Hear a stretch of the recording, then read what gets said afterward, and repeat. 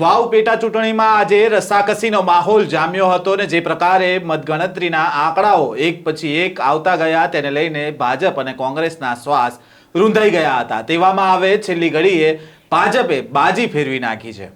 વૈષ્ણવજન તો તેને કહીએ જે પીડ પરાઈ જાનાને રે। નમસ્કાર, નવજીવન ન્યૂઝમાં આપનું સ્વાગત છે। હું છું જયંત દાફડા। વાવ વિધાનસભાની પેટા ચૂંટણીનું 13 નવેમ્બરના રોજ મતદાન થયું હતું ને આજે મતગણતરીનો દિવસ હતો। આજે પાલનપુરના જગાણા સ્થિત સરકારી ઇજનેરી કોલેજ ખાતે મતગણતરી હાથ ધરાઈ હતી ને સવારે 8 વાગ્યાથી સૌથી પહેલા પોસ્ટલ બેલેટની મતગણતરી કરવામાં આવી હતી અને ત્યારબાદ ઈવીએમના રાઉન્ડથી મતગણતરી કરવામાં આવી હતી। આ બેઠક પર ભાજપ, કોંગ્રેસ અને અપક્ષ વચ્ચે ત્રિપાંખ્યો જંગ જામ્યો હતો।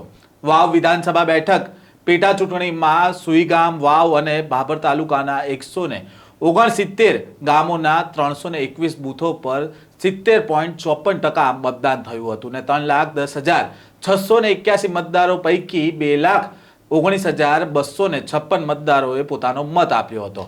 અને આ બેઠક પર મતદાન ગણતરી શરૂ થતા કોંગ્રેસના ઉમેદવાર ગુલાબસિંહ રાજપૂત સતત આગળ ચાલી રહ્યા હતા અને જે પ્રકારે કોંગ્રેસના ઉમેદવારને લીડ મળી રહી હતી તે જોતા કોંગ્રેસના ગુલાબસિંહ બાજી મારી જશે તેવું અનુમાન પણ લોકો લગાવી રહ્યા હતા।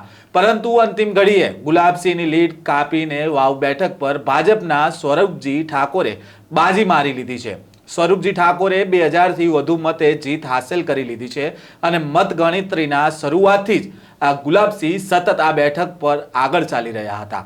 15મા રાઉન્ડ સુધી તો ગુલાબસિંહે 14,000ની લીડ મેળવી લીધી હતી અને 15મા રાઉન્ડથી તેમની લીડ ઘટવાની શરૂઆત થઈ ગઈ હતી। 20મા રાઉન્ડ સુધીમાં તો ગુલાબસિંહની લીડ 3500 સુધી પહોંચી ગઈ હતી, પરંતુ છેલ્લા 3 રાઉન્ડમાં સ્વરૂપજી ઠાકોરે આખી બાજી ફેરવી નાખી અને સ્વરૂપજી ઠાકોરની જીતથી ભાજપમાં ખુશીનો માહોલ જોવા મળ્યો છે।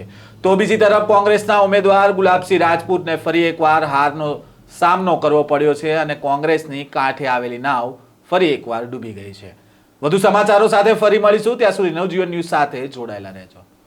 વૈષ્ણવજન તો તેને કહીએ જે પીડ પરા